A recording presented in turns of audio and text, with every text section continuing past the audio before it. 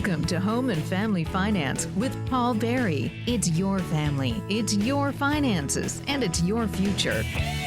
Home and Family Finance is sponsored by the Defense Credit Union Council, serving those who serve our country, and by CUNA, the Credit Union National Association. Now, here's the host of Home and Family Finance, Paul Berry. Thank you so much, and I get right to the business. Are you financially fit when it comes to your home, your family, and your finances? We certainly hope you are. That's the whole purpose of our program, to make sure that you are right on time with your finances, making sure that you're making the right decisions and that you are, in fact, saving something somewhere, somehow. That's also the other very important thing. You know, the scary part about all of this business today, as school closes and our kids come out and some are getting ready for college, is that we have a tremendous debt. We have two. I want you to think about these two areas. One is our national debt, which is somewhere between 300 and 400. Our interest on our national debt that we pay is somewhere between 300 and 400 billion dollars. That's with a B, folks. $billion. Now, the only thing that's larger than that in terms of debt is our student debt, which is somewhere between 1.3 and $1.5 trillion. That's debt and principal. That's what it would cost us in terms of overall to start paying that back in some form or fashion. Anyway, the real problem here with student debt is that it's growing. 7 million students are in default, maybe even more. So what do we do about that? How do we fix the problem? One of the people that I always turn to about this, because she knows as much as anyone does about how we get out of this and where we are, is Mary Morris. She is chair of the College Savings Foundation, and she's my first guest today. Hers is a leading nonprofit helping American families save for higher education. And there's some good news tonight, as Gabriel Heater used to say. They did their seventh annual How Youth Plan to Fund College Survey, and some interesting things have hopped out of it. We are, I think it would be safe to say, doing better. But how much better are we doing, and how much better do we need to do? Mary joins me now from Chicago. She's always in a conference here or there, but I think she thinks enough of this of the results here, Mary, that it's worth stopping and making sure we share it with the people of this nation, right?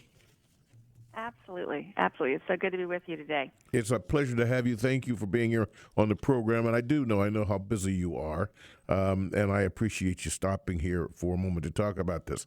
The College Savings Foundation did this study, and unlike years past, actually, high schoolers are saving more for college. They are. We're finding that they are really more engaged at an earlier age in thinking and planning about the future. And for many, that includes higher education of some type. It's not just a 4-year degree, but it's thinking about something post-secondary, and that really works. And, we find that kids are really engaged, and they are having a conversation with their parents. I think that's the most important part. Yeah.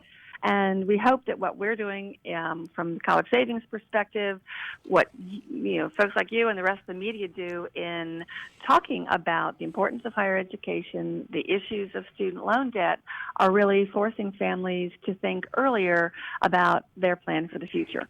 Well, and the thing, and I think you're right. I think what this tells me, at least in terms of looking at your results, and congratulations on the survey, is that kids don't just automatically decide, I'm going to go over and save. Somebody's talking to them.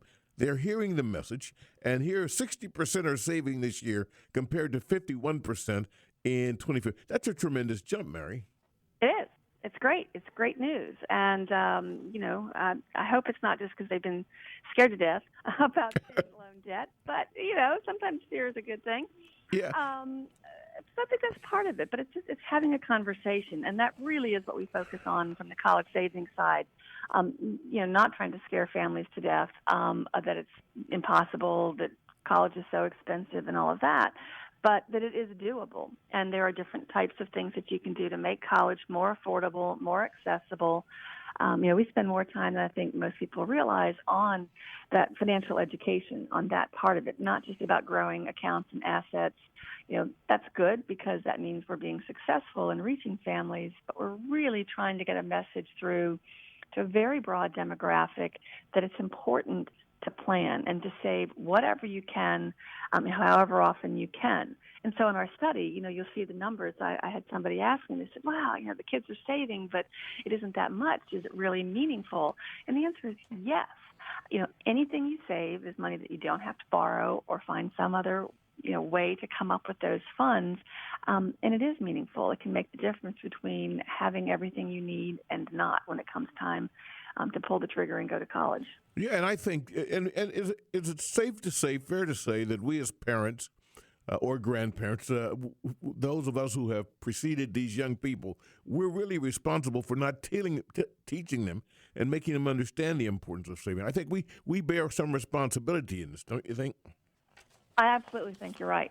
And I think families are getting better at that. My experience, is that millennials, I think, are maybe going to be better at that than the last generation was and their parents' generation at learning some of those lessons. But that is why we focus on it. And to a certain extent, the parents didn't get those lessons either, right? Right. We have done a pretty poor job in this country of financial education. I wish I was as smart a long time ago as I think I am now.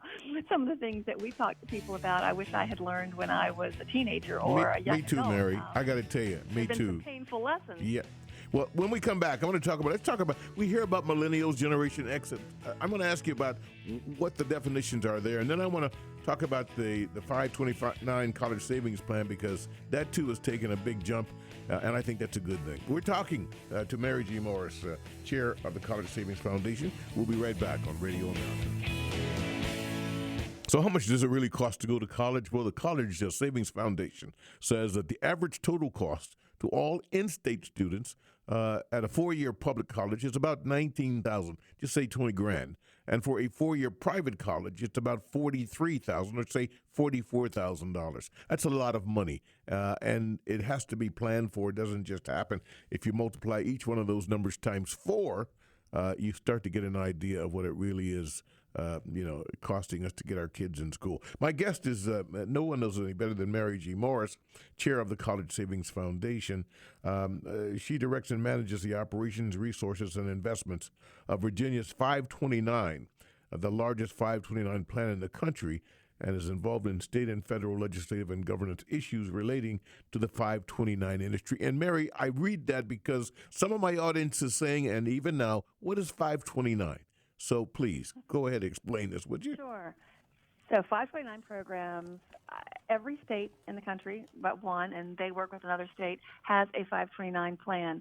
That the name comes from the part of the Internal Revenue Code that gives us our special tax advantages, Section 529. And what it says is that if you save money and you grow money in a 529 account, it is not taxed at the federal level and in virtually every state. So it grows tax-free, never taxed, as long as the funds are used for qualified higher education expenses. And that's pretty easy to meet because you can save for a particular beneficiary, but you can change beneficiaries if one student or one child doesn't want to go to school. You can use it for yourself. You can use it for grandchildren. It can be used for community college, lots of certificate training programs, graduate school. So very flexible programs. And 34 states, in addition, have some special tax advantages at the state level. So in Virginia, for example, participants get up to $4,000 per year per account deduction for state income tax purposes, and that's pretty typical. And like I said, 34 states offer either a state tax credit or deduction for your contributions. So again, finding ways to help families leverage the value of saving for college. And who can start these programs? Does it have to be a mother or father or a parent, or can it be a grandparent, or can it be a caring uncle, or can it be somebody that just wants a kid out of the house? Anybody, as long as you're over the age of 18 and a U.S. citizen or legal resident. That's really the only criteria.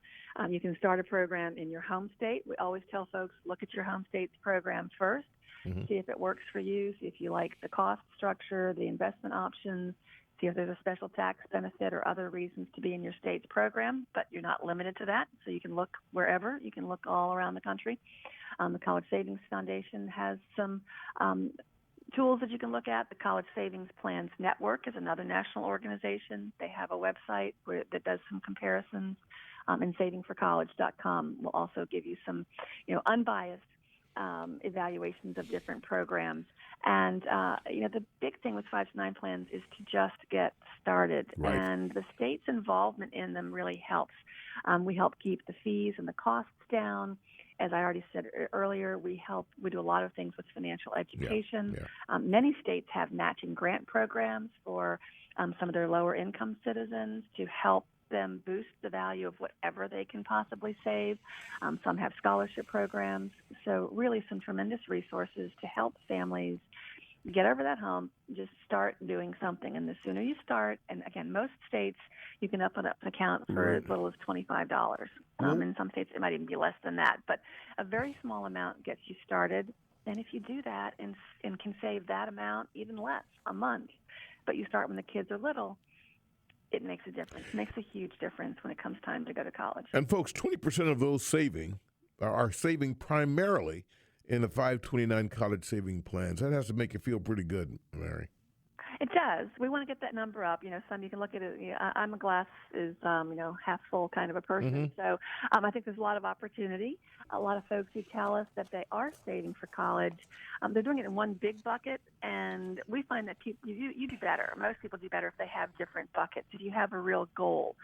So retirement savings obviously is most people, that's the primary bucket. You got to take care of that. You want to have a bucket for college savings. You want to be able to say this money is put aside. And so if you use a 529 account, one, it has sort of pushed it aside. It doesn't become money that you can also use for a vacation or for some short-term need. You really sort of put it aside and earmarked it for something in particular. In a meaningful way. My guest, of course, Mary G. Morris. Good to talk with you, Mary. When I come back, we'll talk about those notations for baby boomers, et cetera, and also what you see in the future with the debt. What are we going to do about this? This is Radio America. I'm your host, Paul Berry. You're listening to Radio America. I'm your host, Paul Berry, and we thank you for joining us here. Are you financially fit? The question that we ask you every show. Our program sponsor is the Defense Credit Union Council, and we thank them for their continued support of the program, dedicated to making all of us smarter consumers. The Defense Credit Union Council and its member credit unions believe that financial readiness equals mission readiness and supports the efforts of military saves. There's that word again, folks, saves, in their dedication to improving the financial well-being of our troops. Military Saves is a year-round campaign that seeks to motivate, support, and encourage military families to save money, reduce debt, and build wealth. As part of the Department of Defense's Financial Readiness Campaign, Military Saves acts as a resource center for information on financial education and counseling. Check out its links to useful websites for military families, where they can learn better money management and can find partners who can help military members achieve their financial goals. Military Saves. Set a goal, make a plan, save automatically. And go to militarysaves.org for more information and take the Savers Pledge today. And you obviously don't have to be in the military to save and be smart. So I hope that you do that. My guest is Mary G. Morris. She is chair of the College Savings Foundation, a leading nonprofit helping American families get through this business of getting our children educated. I've talked to you about the student debt, the number of kids that are in school. Before I go, let me just say this really quickly because I keep talking about it. Baby boomers are supposed to be between 1946 and 1964. Generation X, 1965 to 1981. Millennials, 1980 until, I guess now, I don't know. Mary, what's the breakdown? What's the breakdown from your point of view? Yeah, you don't want to get too hung up on those titles, but I guess we're in generation, they call it Z now, the high schoolers. So the millennials will bleed through into kids who are in their early 20s right now into their mid-30s, let's say, are what are called the millennials. And we're finding that, I suspect that we'll find 20 years from now, they might act a little bit like the Depression era babies were, or the kids that came of age in that generation, because they went through the recession when they were in high school and just getting into college. And I think they're going to get some really good lessons out of that. Just anecdotally, we're finding that group tends to be, they get a bad rap sometimes, I think, but I think they're better able to delay gratification. They set goals. They're willing to save, and they're willing to wait. So I'm really pretty encouraged.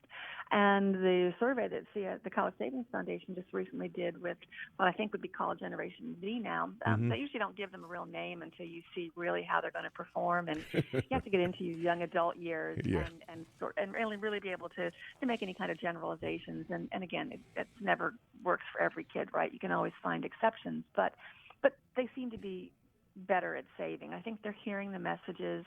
They're seeing their older siblings who are struggling maybe with student loan debt, their parents who feel like, well, we didn't do enough, we didn't plan well enough. So we hope that the messages are resonating.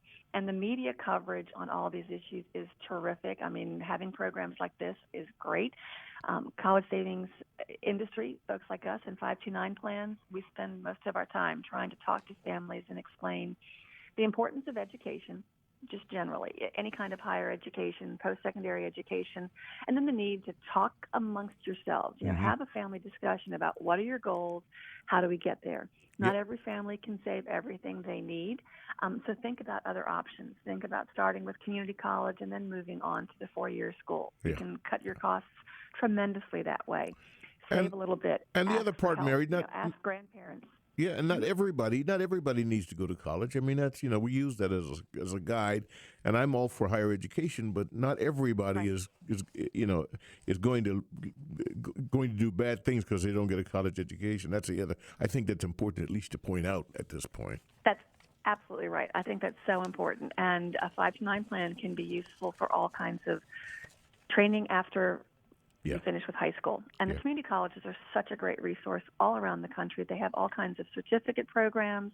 They work with corporations in their communities so closely in most instances, and they build programs that might be a 6-month certificate program, a 1-year program. And when you get out, you have a skill set and almost guaranteed a job in an industry in your community because they need that skill set. So there's some really great ways to make it work.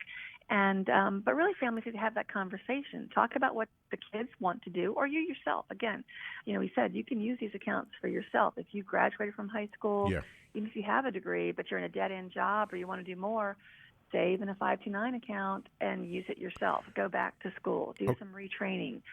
Mary, very quickly, we're out of time, but tell me how people can get to the 529. Where do they go? If you just put your state's name in 529, it will get you started. College Savings Foundation has some resources, collegesavingsfoundation.org. The College Savings Plans Network is collegesavings.org, and savingforcollege.com. Those are all websites that will get you started. It's really easy. You put those magic 3 numbers in, you're on your way. Thank you, Mary. Got to go. All right, we'll be right back with more. Stay with us.